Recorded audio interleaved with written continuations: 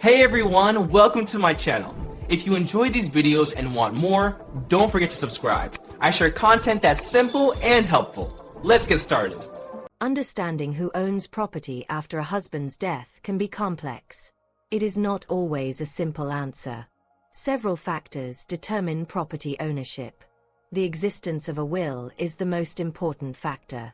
A will clearly outlines the deceased husband's wishes.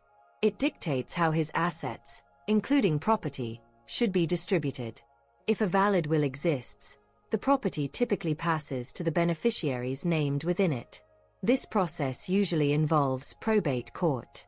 However, many properties are owned jointly. This is common for married couples. Joint tenancy with right of survivorship is a popular form of ownership. When property is held in joint tenancy, ownership automatically transfers to the surviving owner. This happens immediately upon death.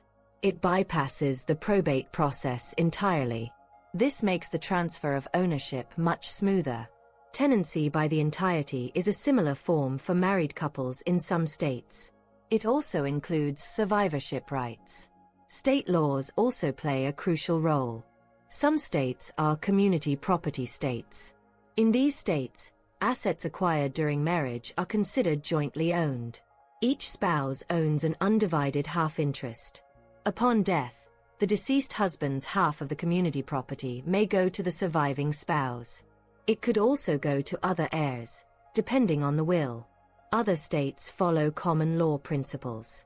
Property acquired during marriage is generally owned by the spouse who purchased it. However, marital property laws still protect the surviving spouse's rights. They often have a right to a portion of the deceased spouse's estate. What if there is no will? This is called dying intestate. When someone dies intestate, state intestacy laws dictate property distribution. These laws vary significantly by state. Generally, the surviving spouse receives a substantial portion of the estate. The exact percentage depends on whether there are children, parents, or other surviving relatives. Children of the deceased often share the remaining portion. If there are no children, parents or siblings might inherit. Property owned before marriage is considered separate property. Gifts or inheritances received during marriage are also typically separate property. This separate property might be distributed differently. It might go to the surviving spouse, children, or other named heirs. This depends on the will or intestacy laws. Some assets avoid probate altogether. Property held in a trust is one example. A trust document specifies how assets are managed and distributed. This happens upon the death of the trust creator. Life insurance policies and retirement accounts often have named beneficiaries. These beneficiaries receive the funds directly. This happens outside of the probate process. It is vital to keep these beneficiary designations updated. Understanding these different mechanisms is key. Proper estate planning is incredibly important. A well-drafted will, establishing trusts, or ensuring joint ownership can prevent confusion. It can also prevent disputes among family members. It clarifies your intentions. This ensures your loved ones are provided for. It also ensures your property goes where you intend.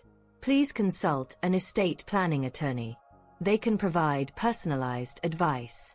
Laws are complex and specific to your state and situation. Thank you for watching. Please like this video and subscribe for more helpful information. Thanks for hanging out with us today.